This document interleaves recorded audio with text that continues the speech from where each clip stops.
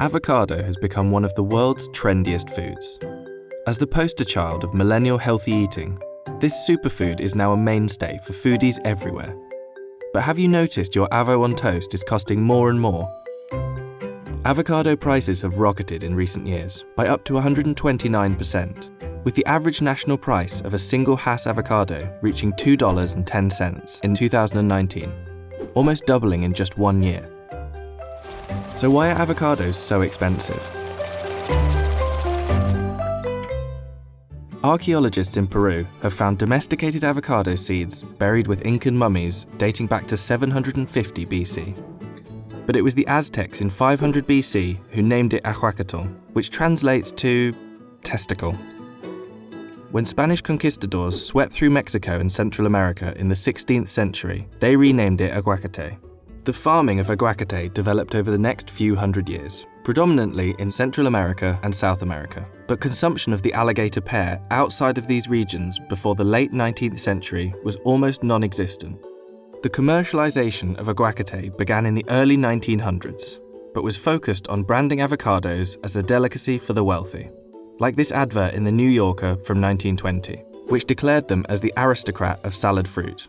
But a selection of Californian growers realized that the hard-to-pronounce aguacate was off-putting for the mass market, so they formed the California Avocado Association. By the 1950s, production scale grew, and avocado prices fell to about 25 cents each. Popularity increased further with the wave of inter-American immigration in the 60s, as Latin Americans brought their love of avocados with them to the US. But as demand increased, supply had to keep up, and the true difficulties of yielding large-scale avocado crops began to show.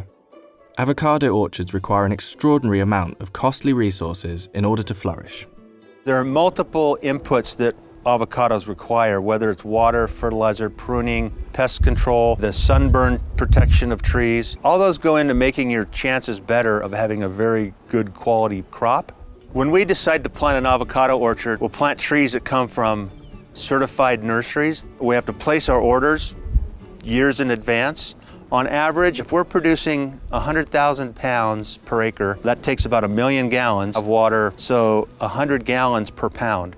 So it'd be about 50 gallons per 8-ounce fruit. But that's dependent on what Mother Nature will throw at you. You know, we have wind, we have intense sun. It's really hard for a grower to manage the unmanageable things that will affect a crop. The surge in popularity of avocados stalled during the fat-fighting frenzy of the 1980s, with an average of only 1 pound per capita being consumed in America by 1989. The decade's low-fat obsession drove consumers away from avocado because of its high fat content, without really understanding the nutritional truth hidden within. When it comes to fat in food in general, people tend to get a little bit concerned because we often hear in the media that fat isn't good for us. But the type of fat that's in avocados is monounsaturated fat, which is actually often deemed healthy fat or heart-healthy fat. So while there is a lot of fat in avocados, it's actually quite good fat. Avocado started its meteoric comeback at the turn of the millennium, and it was helped by an unlikely political decision. In 2005, the US Department of Agriculture lifted a 90-year-old ban to allow the importation of Mexican avocados to all 50 states. Initially, this decision angered Californian growers, who feared the move could slash local growers' sales by as much as 20%. What actually transpired and took place was, as that Mexican supply became much more prevalent and available, retailers got behind marketing and selling avocados. Food service providers, restaurants started putting it as permanent parts of their menus. And demand started to boom because the inconsistent supply chains before were now consistent, and consumers were allowed to enjoy avocados every day of the year. The biggest day of the avocado calendar became Super Bowl Sunday, when it's now estimated that almost 200 million pounds of avocados are eaten during the big game in America. But if you take a moment to consider the resources needed to produce that amount, you can start to understand avocados' elevated prices. According to experts, it takes roughly 270 litres of water to grow a pound of avocados. So 200 million pounds could require as much as 54 billion litres of water, which means droughts or heat waves can have devastating consequences on the avocado industry. In fact, that's exactly what's been happening in California for the last 7 years, with the Sunshine State only recently being declared drought-free in 2019, which goes a long way to explaining record avocado prices. In some countries, like Chile, avocado cultivation is being blamed for exacerbating droughts, as lush green orchards overlook dry riverbeds. Perhaps the biggest reason for avocado's rise to dominance is the emergence of the clean eating lifestyle. No longer just a chip dip for special occasions, this superfood can be found in a plethora of recipes in cafes and restaurants everywhere around the world. And those who are eating them are really keen for you to know about it. Just type #avocado into Instagram, and you'll be hit with over 10 million search results. But is the glorification of avocado justified? There's quite a big hype around avocados, but it actually is quite justified when it comes to how nutrient dense this food is. There's not many foods that actually replicate it in terms of a nutritional profile.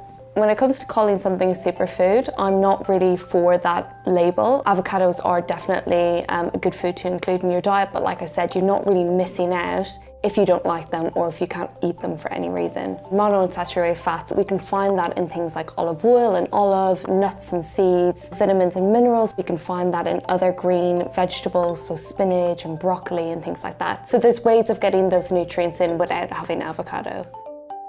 All of this produce requires an astonishing amount of labour. Even once grown, pruned and picked, avocados need costly distribution methods in order to be delivered fresh and ripe to far-flung corners of the world. If you're living in Philadelphia, right, you want to buy a ripe avocado in Philadelphia. What they do is they ship green avocados from California to Philadelphia. They send them to the ripening center. They warm them up and get ethylene in them so they all ripen. And then when they're moved out to the retail stores, you're actually buying something that's almost ready to eat or ready to eat.